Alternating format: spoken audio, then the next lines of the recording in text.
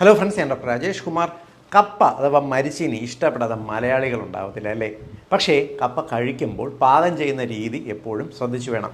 കാരണം വിശദീകരിക്കാം. കപ്പയ്ക്കകത്ത് രണ്ട് തരത്തിലുള്ള ടോക്സിൻസ്, അപകടകാരിയായിട്ടുള്ള വിഷപദാർത്ഥങ്ങൾ അടങ്ങിയിട്ടുണ്ട്. ഒന്നാമത്തത് ഹൈഡ്രജൻ സയനൈഡ്, രണ്ടാമത്തത് ലിനമാരിൻ എന്ന് പറയുന്ന രാസവസ്തുണ്ട്.